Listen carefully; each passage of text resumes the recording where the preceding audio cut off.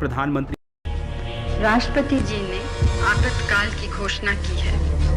इससे आतंकित होने का कोई कारण नहीं है।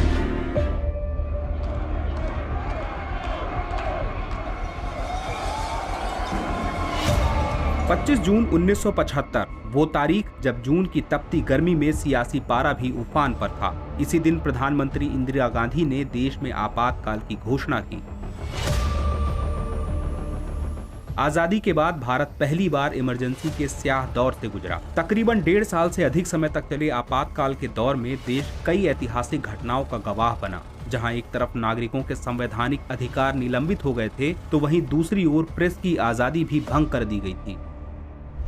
लेकिन देश में आपातकाल क्यों लागू किया गया था और इमरजेंसी के बाद देश में क्या बदलाव आए? अतीत के पन्नों को टटोलें तो मालूम होता है कि साल 1971 के चुनावी नतीजों ने श्रीमती गांधी को कटघरे में लाकर खड़ा कर दिया था। वहीं इसके साथ ही देश में चल रहे विरोध प्रदर्शन ने इंदिरा गांधी की मुश्किलों को बढ़ाने का काम किया था। दरअसल 1971 के चुनाव में श्रीमती गांधी ने रायबरेली सीट पर अपने समाजवादी प्रतिद्वंदी राजनारायण को 1,11,000 से अधिक वोटों के अंतर से शिकस्त दी थी। वहीं राजनारायण ने चुनावी नतीजे को चुनौती देते हुए इलाहाबाद उच्च न्यायालय में अपनी याचिका दायर की। मामले की सुनवाई करते हुए उच्च न्यायालय के न्यायाधीश जगमोहन लाल सिन्हा ने 12 जून 1975 को चुनावी परिणाम को खारिज कर दिया और राजनारायण को विजेता घोषित कर दिया। इसके साथ ही श्रीमती इंदिरा गांधी की लोकसभा सदस्यता को भी समाप्त कर दिया। लेकिन हाई कोर्ट के फैसले को इंदिरा गांधी ने सुप्रीम कोर्ट में चुनौती दी।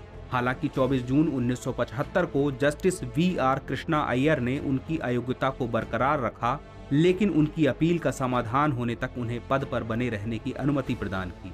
वहीं इस कहानी के दूसरे छोर पर देश भर में विरोध प्रदर्शन चल रहे थे। जयप्रकाश नारायण यानी कि जेपी, जो मौजूदा राजनीति से दूर थे, लेकिन बदलते समय के करवट के साथ जेपी एक बार फिर मुख्य राजनीतिक धारा से जुड़े और देश में एक नए आंदोलन का बिगुल फूंका। और इसके साथ ही देश के अन्य प्रांतों से उठे विरोधी स्वर राजधानी दिल्ली में एकत्रित हुए। रामलीला मैदान में हुंकार भरते हुए जेपी ने दिनकर की मशहूर कविता की पंक्ति "सिंहासन खाली करो कि जनता आती है" का उद्घोष किया। वहीं दूसरी तरफ प्रधानमंत्री आवास में बैठी इंदिरा गांधी इन चुनौतियों से निपटने की राह तलाश रही थी।